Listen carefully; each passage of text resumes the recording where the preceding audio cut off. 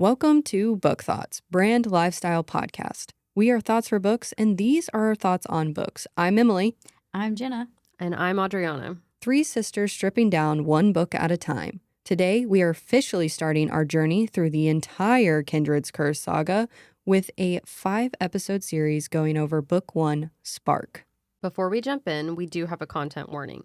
Today's podcast is rated mature.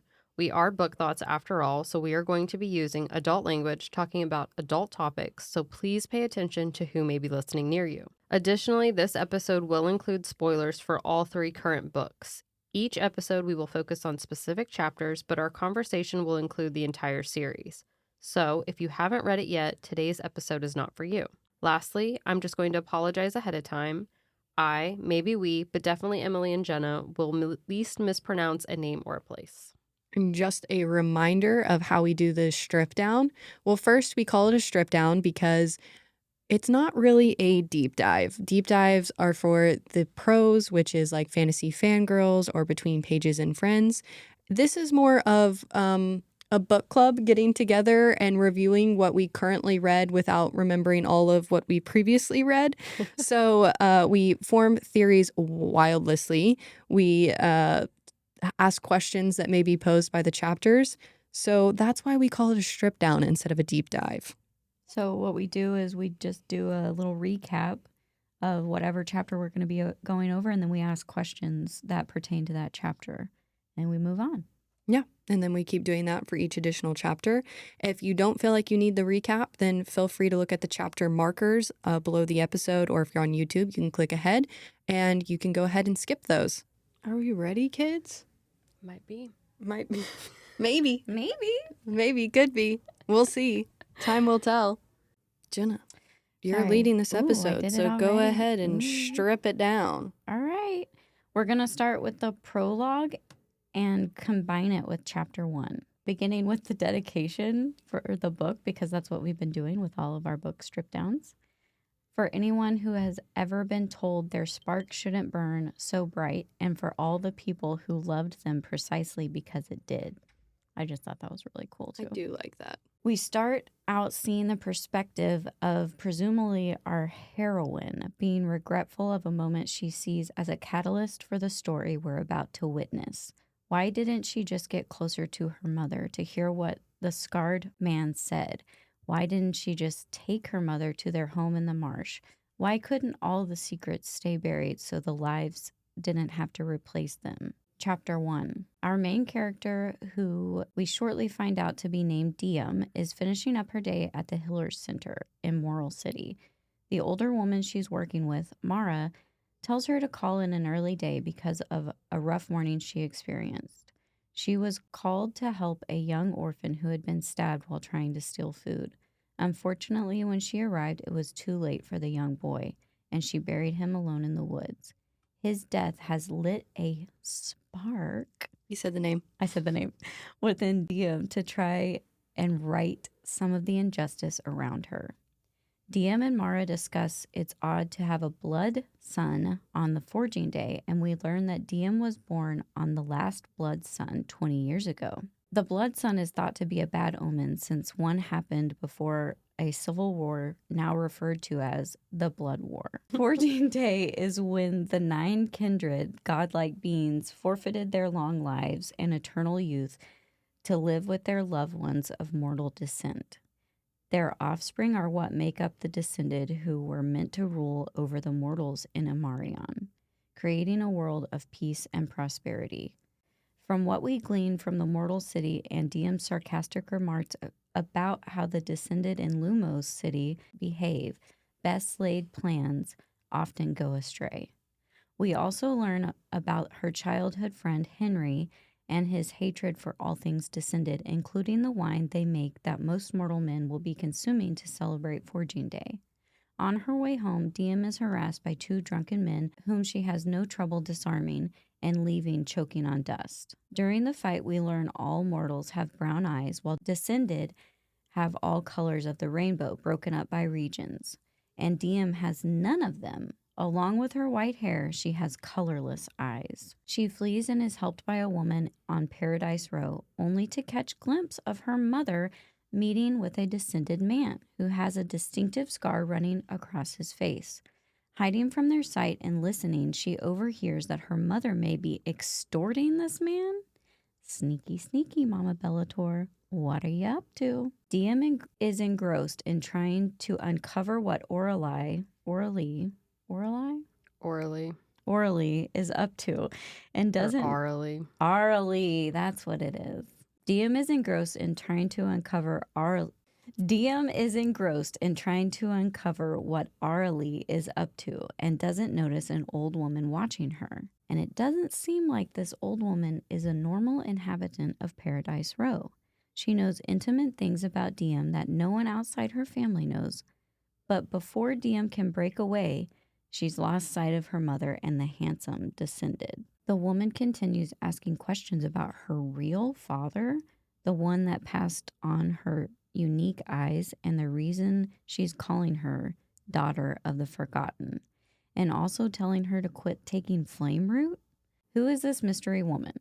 Before Diem can find out, she loses control of her body, her breath, her mind. The woman has possessed her whole being, speaking into her mind that she could have her forever, could take her and mold her into whatever she wished.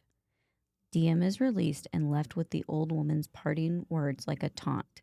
When forgotten blood on hearthstone falls, then shall the chains be broke. Life for life old debt requires, or eternal be his yoke. Diem returns home, but her mother does not. We are also introduced to her adopted father, Andre Bellator, who was part of the Amarian army, and Teller, her younger brother. You had number 1 already done when I went to do the summary, so you said eye color thing. And I just added eye color is going to be a big thing, so buckle the fuck up, everyone. I'm going to get real into it again. I mean, it is going to be a big thing. It seems like we only pick books where it's a big thing so you yourself can go insane with it. Yeah. That's actually not what I meant when I put it there, though. Oh, okay. Well, go with what you put. I was just going to ask you guys what eye color you would choose for all of humans to have. Oh, wait, for all of All humans? of humans? Because they only get one color. They only get brown. That's so unfair. Okay. And then the descended gets gets that Okay, like, fine. ice blue, right? If you were descended, what color of eyes would you want? I've literally always wanted lavender eyes. Lavender? Mm. Yeah.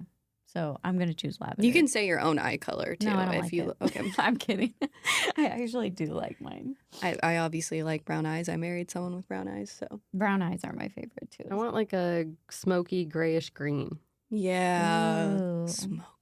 I like that. Good descriptive That would be, words. yeah, that would be like good character, describing the hot main character and saying smoky, gray, green. That'd be kind of hot. Yeah, that's what I'm saying. Can you remember a specific time your parents planned something for you as a child and you totally ruined it? Yes. Because the Kindred obviously had this like grand plan when they did this, and then their kids, have sabotaged it in ways that are insane. That's true. Yeah. And kids do that. I did that. My kids do that. I can specifically remember in 8th grade, my friends were throwing me a surprise birthday, but they needed time to set up after school. And it was my actual birthday, and my dad picked me up from school and was like, let's go see a movie at the Dollar Theater. And I was like, this is the last thing I want to do on my birthday. I was being such a brat, like probably the worst ever. And then after the movie, we went to the house and there was a surprise birthday and all that. I felt really bad. Yeah. Couldn't believe I talked to my dad that way. Dad, if you're listening, I'm sorry. It still haunts me. It didn't ruin the party, just my relationship with my father. Just kidding. He'll rewatch this and be like, I've never forgotten that. Yeah. Or he'll be like, I don't even remember that. He blocked it out too. I mean, I cannot think of a actual specific time where I've done that, but I know for a fact that I was a little brat about a lot of stuff. For the book, it makes me wonder how many generations passed before they regressed to where they are now.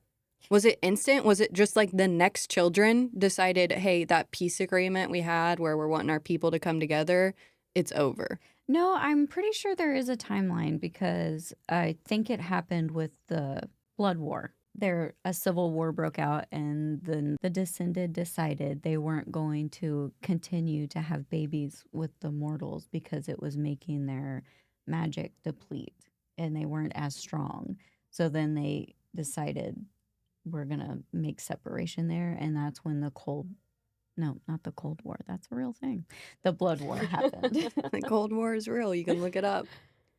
It seems like fantasy books, people really don't like their power being diminished. Nobody likes losing some of that power. They don't like dilution of any kind because No. then it weakens them. Not even for the sacrifice of love. Nope.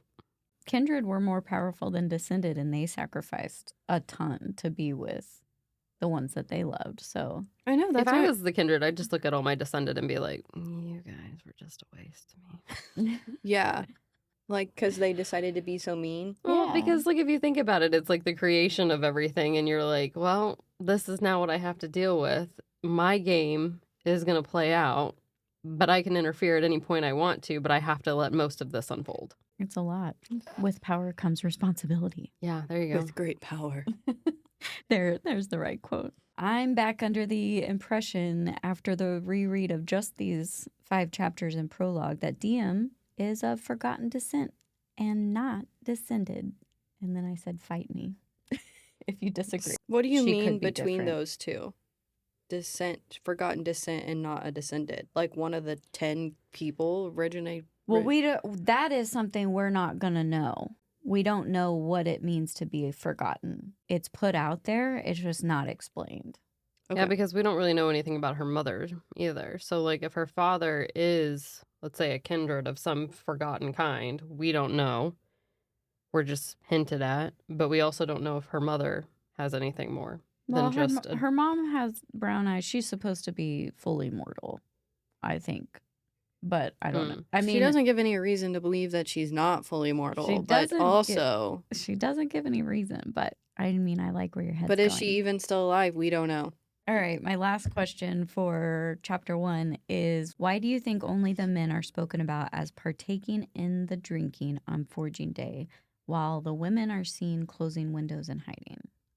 Well, that is obvious to me. Yeah, me too. Because the men are described as not very good. Like, she almost gets raped I in the know. first chapter. And Yeah, first. Was that first? Yeah. Yeah. The Yeah. first chapter. yeah, That's when she's So leaving. you know this place. I'm pretty sure I highlighted something because I was like, I don't remember getting this much detail about how bad Mortal City is. I didn't remember it either, but it's awful. Yeah. Like, there's no law, pretty Oh, much. because the little boy dies because he's trying to steal food, and that's like the opening of this book. And Yeah.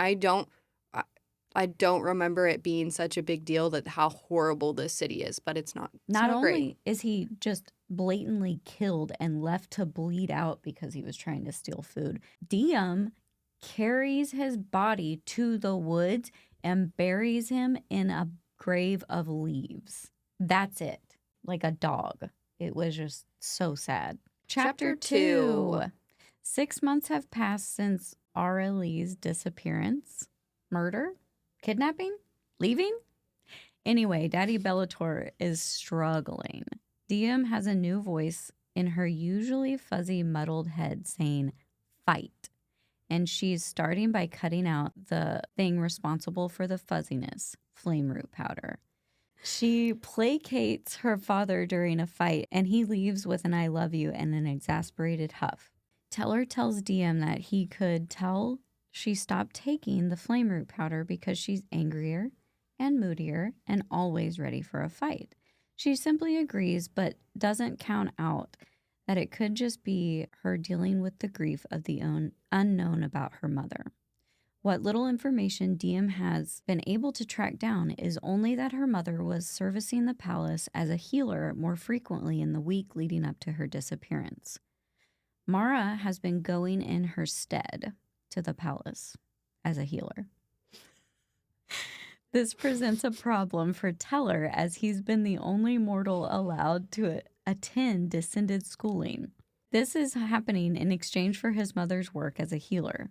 I can only picture Diem getting a very grinchy smile at the plan she hatches at receiving this information. Henri shows up and they continue talking about Teller's schooling. During the conversation, Teller reveals that the king is sick and their mother was the one treating him. Also, that descended lose their powers when leaving their own land. And we learn that the crown chooses its own successor. No one knows who will take the ill king's place.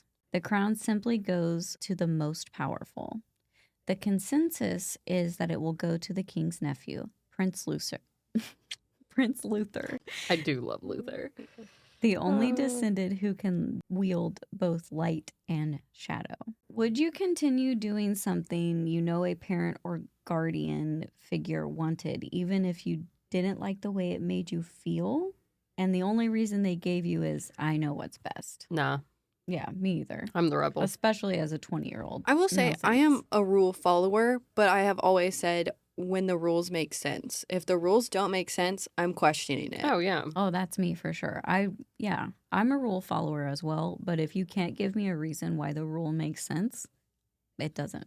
It's not going to happen. Yeah, this I know what's best, or you need to just trust me. It's not the vibe I'm just going to go with. That was actually going to be one of my questions, is if an oracle in the street, that was an old lady stranger, came up to you and said, stop taking a flame root, would you do that? Would you, your mother who you trust, she trusts her without any kind of questioning at the time, has told her, you got to take this, you got to take this, you got to take this. One oracle off the street says don't take it, and then you're not Yep. taking it. Yep. Yeah, but you got to think also Diem has been living with this like fuzzy, muddled mind, and she knows it's caused by the flame root. And then you get someone telling you, hey, don't take this, it's ruining like your brain. Maybe you're like, I mean, I've never tried not taking it. That's true. It puts the thought in your mind and it makes you. It plants the seed. The seed has been planted. I like the little nagging voice that shows up telling Diem to fight. I feel like that's how everyone's inner voice should be. Choose the right path for you. Be fierce for yourself. I like that. That was just an observation I made Mm. after rereading this, and I was like, You think the voice sounds different than her voice? Yes. Or do you think it's like a small whisper of her voice to herself? I don't think it's a whisper. I think it's a yell. Like it's Right. bolded and it's got like an exclamation point. So I think it's like her inner self that's being able to come out. I think she's I hearing thought it was her magic talking, to like wanting to release Yeah, but if you think about it, that's also herself. For some reason, I picture like the kind of whispers that Harry Potter hears when he hears the basilisk, Yeah. Mm-hmm. and he hears it like in the walls, and he's like, "Did you guys hear that?" That's how I picture her inner voice, like kind of like whispering to her in her own language. I don't know. What does your inner voice sound like? I don't A got one. basilisk? I'm talking out loud all the time. No inner. Okay. Well, you're going to ruin the next time I ask that question. Well, wait, that is a question. It is. Do you guys hear yourself read to yourself out loud in your mind? I don't know. Because I also kind of hear different voices for each character. You should say that I character read. about that. Huh? Nothing. Oh. I hear voices. I kind of hear my voice when I'm reading, but I also kind of hear a different tone for each character, I guess is how I would describe it. Oddly for me, I think it depends on how fast I'm reading. So if I'm reading slow, which is like my like leisurely trying to catch details, yes, I will notice myself reading it to myself. But otherwise, if I'm just like reading, it's just words I'm absorbing like Yeah. until the information makes sense in my head. I picture everyone's voice for sure. Chapter 3. With Teller gone, Diem thinks through the repercussions of him falling in love with one of his descended classmates, Princess Lily, Luther's sister. If the coupling did happen, any offspring would be forcibly terminated because of the descendants' fear of their power being spread so thin it would be extinguished, or the descended would far and beyond outlive their mortal love's life by possibly a millennium. So yeah, pretty much just heartbreak all the way around. Henri and Diem are now alone and start to converse in very close proximity. He invites her to join him on a courier job to Fortos. That will be a 2-night trip. She promises to ask Mara about it. Henri has his courier job because his father is a courier to the palace. The Descended don't like to cross realm boundaries because of the temporary loss in magic that it causes. At the healer center... Bluey and Bingo. They're red and blue healers. At the healer center, Diem is one of the youngest with full healer status, since she was trained from a very early age by her mother. The only training she never received was on how to heal the Descended. The Descendant are pretty much immune to illness and injuries due to their magic being able to heal most things, although there are some exceptions, such as children before their magic and healing abilities have yet to come in, and some poisons. Alas, Arlie deemed it unnecessary for Diem to learn, going as far as locking her notes on the Descended away, even though Teller has no such rule and goes to school with them. Diem is forbidden to know anything about them. Diem works up the courage to ask Mara if she can be spared for a little tryst with Henri. Mara says yes and teases Diem mercilessly. I can't say that fucking word. Telling her to make sure lovesick Henri has taken his contraceptive tonic. Diem, a little bit of a commitment phobe, blushes and glares, but does pocket one. Boom, bam, dramatic entrance. The forbidden and Descended blue eyes. Wait, what? Why is it forbidden? Anyway, the Descended blue eyes and all right. What is this? What did I Boom, write? bam, dramatic entrance, the forbidden, the Descended, blue eyes, and all right in the middle of the healing center. They're all, I meant it's like all happening right in the middle of the healing center, but I think please read it just how you wrote it. My typing got ahead of my brain. No, that's great. You gotta read it just like Emily did, or Yeah. just leave him. I'll just leave him. Bam. Please. There's a Descended in the healing center. I'm trying so hard with a thoughtful heart. You're blocking me from the camera. Jeez. And people love to see me. They do. I'm trying so hard to like only see Henri as an innocent boy. But I'm already within this chapter. I was already annoyed with him. Really? Yeah. I'm like, I know Penn likes Henri. I know that Henri is has good intentions. He's just a boy. But there's the way he's like, I want to go on a little retreat. I don't know. Instantly, because I've read all 3 books, I'm like, instantly, I was like, so annoyed with you. I don't know. You're so possessive. I actually, since rereading the first chapter and seeing how bad Mortal City is, he has righteous anger. True, but he Kinda. instantly is like, he says something, is their magic as bad as their souls or something like that. Like he just blanket statements all of them. And I guess, I don't know, I instantly don't like a blanket statement about any group of like people. I'm trying very hard to have an open mind, but it's not working. So I'm going to try harder. Would you riot if your sibling had such different rules to abide by than you? What do you mean? So I'm not even allowed to know how to heal a Descended, but my brother is allowed full access and goes to their schooling and learns all of their history. Oh, it's like me Is that growing up okay? with my siblings. Shout out to you guys, who I was not allowed to play any sports, but they were. I'm not over that. Yeah. So do you like It's that? different treatment for women and men and the culture I came from. Is that Yeah. okay? I don't think it's okay. I would be Just- so much of a bitch about it. Just like And Dara there's- always got to take the debit card, but we were never allowed to. What the hell? Okay, See? so Yeah. obviously we're not okay. But It's different, yeah. yeah, it would make me want to flush the flame route right down the I mean, outhouse. growing up, I had a step family, and I had to go to church on Sunday morning, Sunday night, Wednesday night. And if I didn't get to go out to eat with everybody afterwards if I didn't attend church. But my older stepsisters, it didn't matter what they were doing. They could come join us for food. And also, we all had chores. Well, actually, only my brother and I had chores that we had to do in the house. And the older girls didn't do anything. So yeah, I'm a little bitter too. Yeah. So we Like, all are a little bitter. We're all a little Like, bitter. It's I'm fine. I'm not cool with siblings There- having different rules. There are scenarios where I feel like it's justified. You just have to be so careful with that. Like, she wanted him to go to the school just as bad as her mom did because he's so smart. It will lead to hopefully better opportunity, or that's Yeah. what she thinks at this time.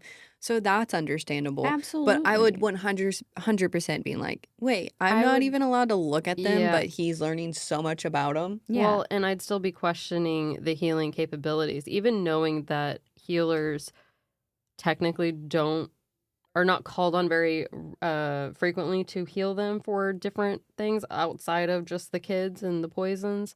I feel like you still would question, why can't I know life or death situations because of what's to come? Yeah. I just probably would have a big issue with Mama Bellatar. I wouldn't be as trusting as Miss Diem. I don't like having the restrictions in place. Yeah. But some get to have a different version of those Once again, restrictions. rules without explanation. Yes. No, thank you. I don't like it. Contraceptic tonic for males? I know this is Emily's favorite part of fantasy books, so we're going to let her take the lead. I just think it's just so unneeded to say of any kind of contraceptive. Like, I'll just assume it unless you tell me they're trying for babies. Like, someone's doing something. You want them to treat it like they treat bodily functions. Like, we don't need to know where they're taking their poos. Yeah. Yeah. it's just so funny to me that there's always like a line dedicated to, hold on, they're like about to, it's like a steamy moment and they're about to, and the guy will always be like, did you take your tonic?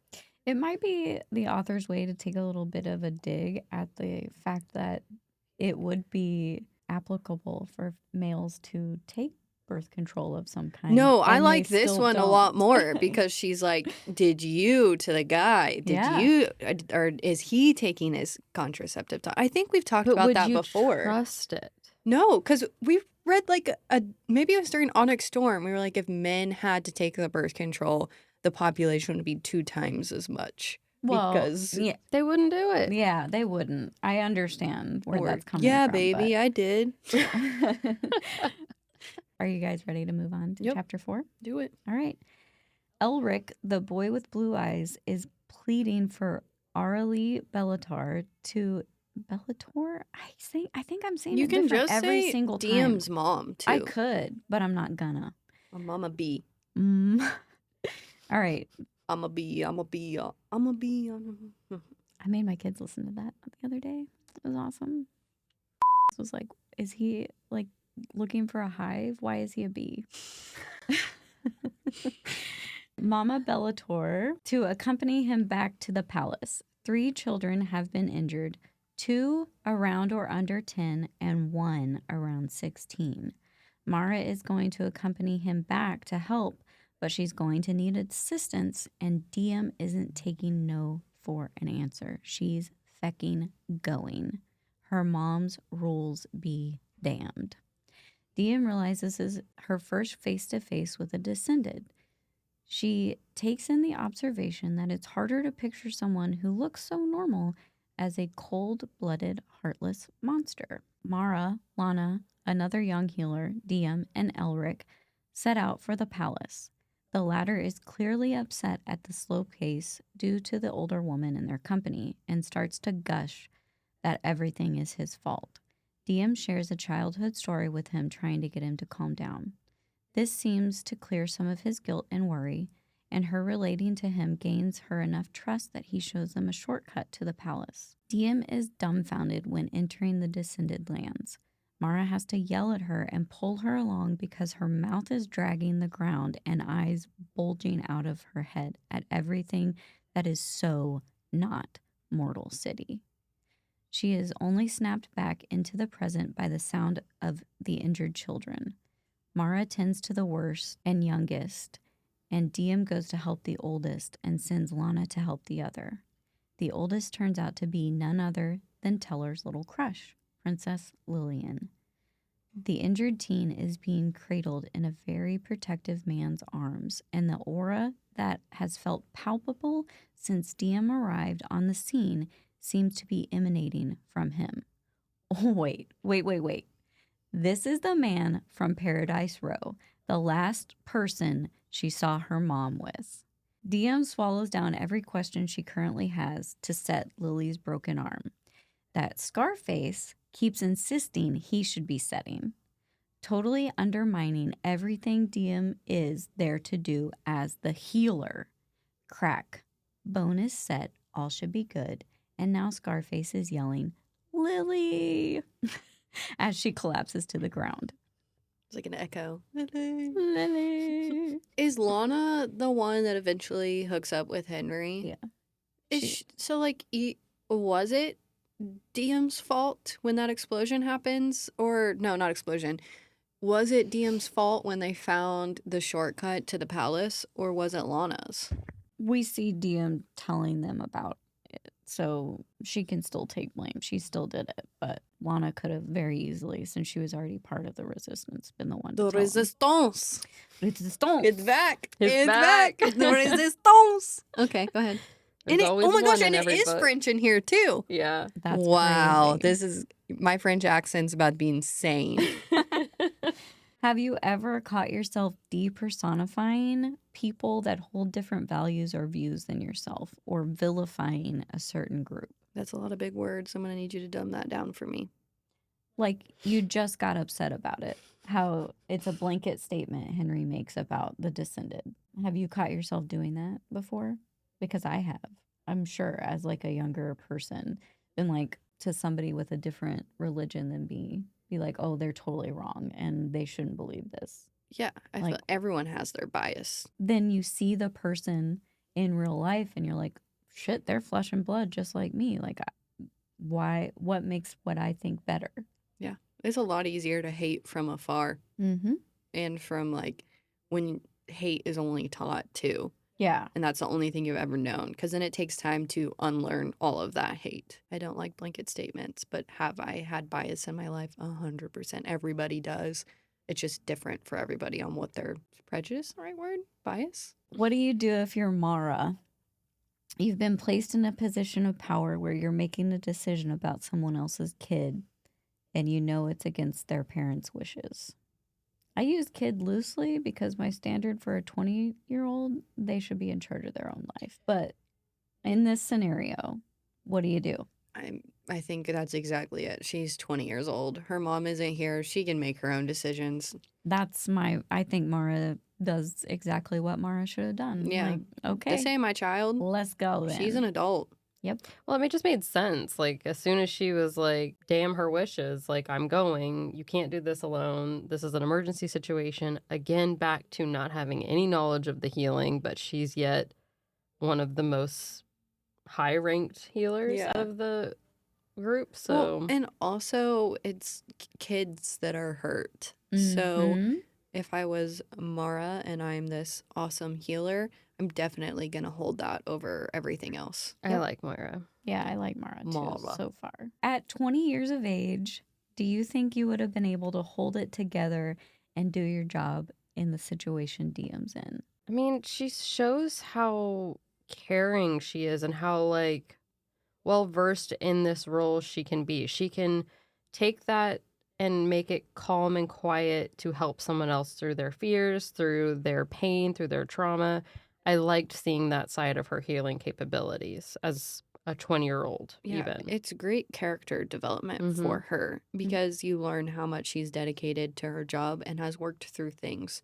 So to say any 20-year-old could do that, no, but the fact that she's trained in this Yeah. situation and knows how to handle it, it makes sense that she can do it Oh, yeah. to be able to set aside her personal needs to help a patient. I mean, it's a lot for anyone to set aside at any age. The Mhm. person that you're closest to in the world is missing, and the last person you saw them with is in front of you, and you're going to set that aside and do your job. I'd like to think at 20 I could have done that to help someone else, but I don't know. If you were a trained healer, you'd be able to, though. Yeah, but I'm just trying to put myself in that situation. Are you guys the type to immediately take offense if you feel like you're being questioned on something you're knowledgeable about?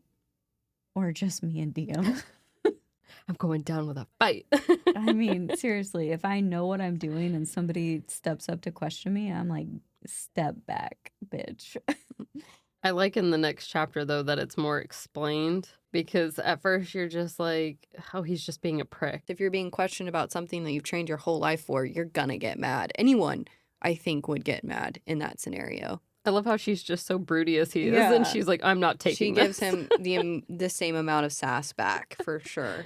Could you physically snap someone else's bone back into place? If I was trained, probably.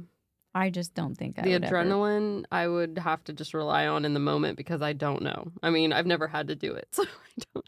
Actually, no, never mind. Were you about to tell a story where you're like, actually, I have done it? I was ready, I've man. slipped a joint to where you've put that back into place, but not a full bone. Like bone breaking, that's huge. And then setting it correctly, like, yeah, no, I want to make sure that you're doing that right. Bones are so gross. Like orthopedics in general is the most gruesome, like, doctor position you can have. And I'm not just saying that No. with no. I can't do the eyes. Jordan is like the fact, like, especially an orthopedic surgeon having to saw bones, put screws in bones and stuff like that. He says it's like the most gruesome on all of his rotations to witness. One time, I dislocated my shoulder once because Garrett pushed me off a bunk bed. But Shout out, babe. I don't even know if he remembers that. Oh, he does. He But- yells at Hollis about being careful with Katie because of you. But one time I was swimming at like a apartment pool with Jordan and a couple of his friends, and one of the guys was trying to be cool and dived into a pool that was not big enough to dive into. And we were like telling him, like, don't do it, it's too shallow. And he came back up and he's like, I think I dislocated my shoulder. It was like on the opposite side of his body. We were like, yeah, I think you might need to go to a hospital, like, immediately. Gosh. So, and I thought that was gross. So no, I don't. If you're asking me as an individual, Yeah. yes, I would not be able to. I just think back to when I was in high school and I was considering being a nurse, and then I look at what I can handle and I'm like, that would have Mhm. been the biggest mistake of my life because I cannot do anything like that. I mean, with my kids, I can like swallow down and like help Mhm. them, but oof, That rough. instinct and that just adrenaline take over, I think. Yeah. And for some people, it's the opposite. Because I think about my grandpa sawed off his thumb one time when he was doing like woodworking. And my grandma, who was an orthopedic surgeon's nurse assistant, so she got to see like the most gruesome surgeries, like almost passed out when his thumb got chopped off. And I was like, that's not even close to the worst you've ever seen. But because it was someone she loved, she couldn't handle it. Yeah. Aw. That's cute. Also gross. Chapter 5. Diem goes full healer mode, discovers the blood pooling at Lily's lower back due to metal wire being embedded there. She cuts her clothes open, vaguely hearing protests in the background, forces medicine into her mouth, rips out the wire, and starts applying pressure and willing every god she can think of to stop the bleeding. Wait, it was wire? No, maybe. What was it? I thought it was. Hold on. I thought it was like glass or like a shard of something. First fact check in the books. Ladies and Hold up. gentlemen, going down. This is 5, right? Mhm. Yeah. Yeah, it's a hunk of metal. Okay. All right, I'm just gonna read. Yeah, just continue. Sorry. Ignore A me. twisted metal shard. Yep. You did the chapter. I just read through it, so I trust you. I just reread that as literally a shard of the Well, it the concrete. probably would be shard. Would be A better metal said. shot. Metal shrapnel. Well, it makes sense because From the like bomb. the bars and Yeah, you know the rhubarb. yeah, Yeah, thank you. I just thought it was like rebar. Yeah, no, that That's makes why sense. I said wire. Oh yeah, but let's- rhubar's the pie. That's what.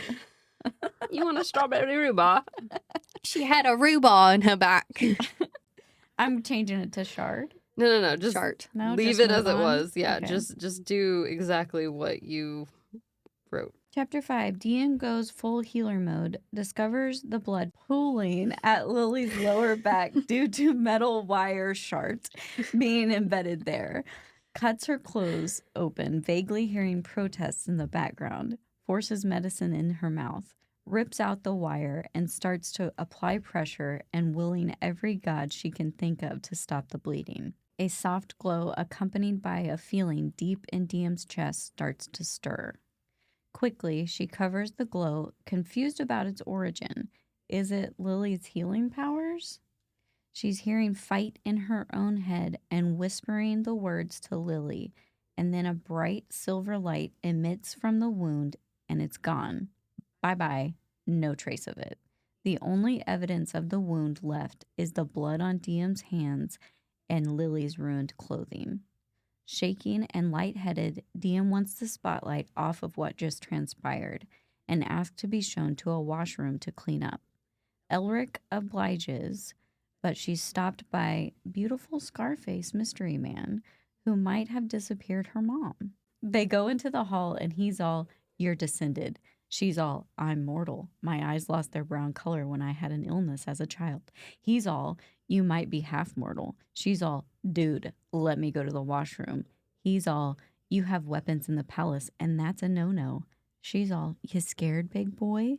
He's all, "No, but you could kill the children." She's all, if I wanted to kill children, I would have just done that by not helping." He's all, good fucking point." She's all, "Now get out of my way. I'm going to the washroom." To which he finally relents and she's allowed a moment to let out her emotions and cry. I really like the mention of that their culture and religions with the gods have been almost brainwashed and have been like completely eradicated. I thought that was kind of cool how she's like has to be very careful about praying to the gods or any mention of it. Yeah, the mortal gods aren't supposed to be mentioned or anything around the descended because the kindred are the only gods that should be taught. I like that piece because we see that all the time in real life, you know? Have you ever been doing something difficult and felt a pull from within and your inner voice saying, "You can do this"? Oh, yeah. Especially when you doubt yourself, but you need to find that strength. You need to overcome that fear or whatever it may be in that moment. We all have magic in us. We do. Aww. I like that. Do you feel better crying alone or around others? Definitely alone. Yeah, me without a doubt. too. If you feel better crying around others, like I kind of question that a little bit. I mean, it like might you be want the comfort of others. Yeah. Like not But I like don't for like that. attention. No, okay. Just for like comfort, like the whoever you feel safe around, just like confiding in them and crying. I So think do if you like feeling crying alone or crying in the arms of your closest loved one? Yeah, Is that more you of the could question? you could say that. That's what I meant. Because when I picture just crying around others, I'm like, that's totally for attention. yeah, unless I you've been also like feel- bottling it up and it like Yeah. it just comes out of nowhere and then you're luckily surrounded with people who could help support you through that. But usually like, yeah, if you're just sad. there for the moment to get something out, you're like, I gotta go. Oh Mom no, called. she's The bees are crying back. again. She's crying again. Yeah, I definitely want to go alone and be by myself Oh, for yeah. my emotions to come out. Good shower cry Yeah. always Oh, helps always. with the That's spirit. me. always. Have you ever been in a situation where someone asks you a question about yourself that you don't know? Because that's where Diem was. She was being questioned by Luther, and she didn't even know the answers. Well, she thought she knew the answers. She thinks, for sure, she 100% thinks that she's mortal. She Mhm. doesn't even have a hint that she's descended.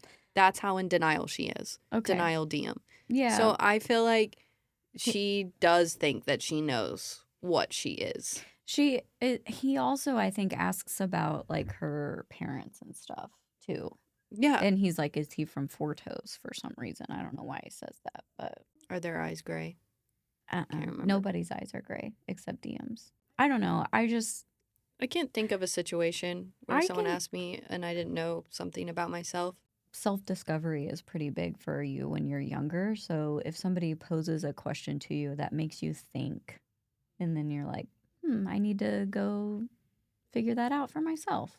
I mean, the only thing I can really think of is when, in her case specifically, it's something she's been told all her life. And so now she's starting to question like how that actually makes sense when something happens or something's revealed that doesn't add up. I mean, yeah, she can feel something has Yeah. happened, but with what just transpired. But we like, are she in knows. the very, very early stages of her denial, which does Mhm. carry through Yeah. book 3. Yeah, you're So right. I don't think You're for a right. second she's like even contemplating that she even could be descended or Yeah. some sort of form other than mortal, because she believes that with her heart so Yeah. fully, as we can see as the books progress. And you're like, Diem, what the hell? How do you still think this? Secrets don't make friends, but this book is rampant with them.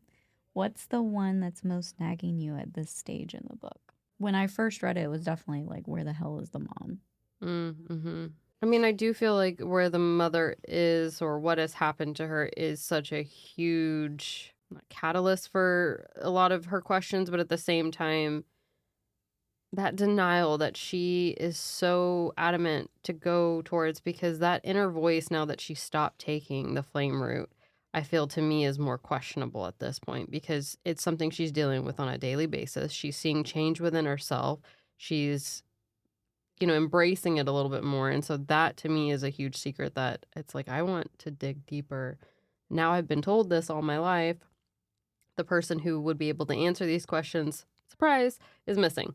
So I would be doing everything in my power not to only find her, but to get to the bottom of things. I think my curiosity is more towards her father. Even just knowing that we still, even after book 3, we don't know a lot about him or where he comes from or his entire story. Mm-hmm. So this just reminded me, reading these like first 5 chapters, that we, at this point, she knows nothing, but like, who the heck is he? Yeah.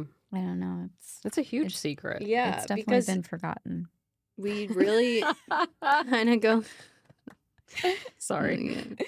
Well, it goes into your fan theory that she could possibly not be descended. I think Penn Cole has hinted at that, obviously. In our interview, she talks about, like, I don't know, is she? Yeah. So it's me. I'm the fan. Yeah. I think Diem's forgotten. But I'm trying to understand what you mean by that, how that's different than the descended. Because they could still be, like, hand in hand. They explain it. Penn Cole explains it. It's in the book. I want you to explain your theory. So there's 9 kindred, right, that do this forging day where they split themselves off. Well, there's actually 10. Yeah. Yes. And he had a different power than them. Yeah. He's the forgotten one who had special powers that none of the other kindred possessed. That's it. So your theory... he's different. Your theory is that she's different, or what? Like, what's your theory is what I'm trying to understand. That she is one of the forgotten. She's a forgotten descendant. I thought that was, like, proven, though. I didn't think it was a theory. I thought it's like she is his daughter, so she is a part of the forgotten one. Yeah, but I don't know. You have to... I don't know. I'm just trying to understand. I'm just trying to understand the theory. Children. No. I need help, Adriana. Help me. I feel like, I don't know if there's differences between the forgotten and the kindred. Yeah, that's mainly my question, because you're making it sound like it's one or the other. Like I think there is a God, but I don't know if what they are in power is different, or if forgotten just means that they casted him out so that he was never known again. They imprisoned him, whatever the case is. But I do think she is the direct descendant of this forgotten. Yeah. So I don't know if that labels her as a kindred or a forgotten descended. Like a forgotten kindred or a forgotten descended. And I meant descendant. I didn't mean to say descendant. Well, yeah. Thank you. I said the same thing, actually. Because I'm pretty sure it does explain, like, his powers are just different all around. Well, that's why they got rid of him. Yeah. And so she's going to have different powers. So I view it as being so different that it's called something else. Okay. I view it as, like, he's the strongest. He may have a little bit more power out of everybody, or can control most of those powers. And so that poses the threat. That's what makes him different. Well, I don't know this for sure. That's just my theory. Because, like, we've kind of been, like, assumed that he's the 10th one and he's forgotten. What if he was, like, the parent of the 9, and that's what makes him so powerful? Yeah. That's what I was just trying to understand what your theory was. He's Hades. I don't know. I don't know how to explain myself. No, you did great. She helped explain it. I now understand. I did not. I had nothing to back you there. You did. You did. You helped, because I was just like, we already know she's the daughter of the forgotten. So I was trying to understand where the theory was. Do you think the mom is more than mortal? Yeah, you Because kind of hinted at that. I do. We mentioned that earlier. I do. I think there has to be something to it. And I think that's how not only Diem can be the daughter of the, but I think that's why she can have so much, I don't know. the crown, the power that comes with it, I think, yes, can be chosen, obviously. But how do I say this? Like, I feel like there's more to her mother than we know as of right now. And even throughout the books. Like, Yeah. I feel like there's so much more power we don't know about that her mother has, because I don't think Teller doesn't have any power. Oh. You think Teller might have power? Well, not as much, obviously, Yeah. as Diem, but I do think the mother might have something. I could be totally wrong, but that's just my theory. I think the mother and is it's your theory something. right now, too, because It'll as we all change. know, our Yeah. theories change Oh, yeah. throughout the strip down. That would kind of make sense. Like, why wouldn't the crown go to the Forgotten Dude if she's not more powerful than him? And I think it's also why they're hiding her from him. Because that could be his escape, but that it could also lead to, I think, the kindred's fear of the ruin. Emily, I- you got a fan theory? No. No? My wheels are turning, but I don't have one yet.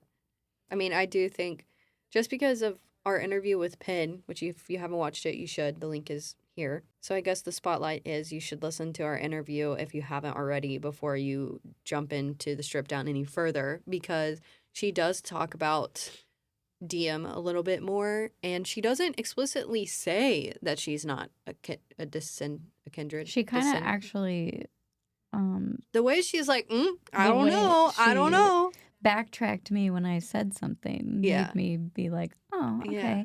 And continuing with the spotlight, we do learn something in our podcast. Yeah, that she kills someone. Well, I was about to say that I think who she kills is Diem. No. Yeah. At the very opening thing, or when she's talking to the old lady oracle woman, she's just like, I'm gonna live a happy life, have kids, and it's all gonna be great, or something like that. And she goes, the oracle lady just gets really sad and is like, no, unfortunately, that's not your future. And it could just be that she's gonna have an easy life, and that's not what Diem's gonna have. But when I was reading the tone of it, I was like, I kind of feel like she's meaning like, you're not gonna live a long life. I don't know. As of right, I guess that's my theory as of right now, even though we may not share it. Well, I'm she just says sharing with life you guys. for life, too. Yeah. Well, I mean, when we open the book up, it's Diem kind of regretfully thinking about all the lives that have been lost.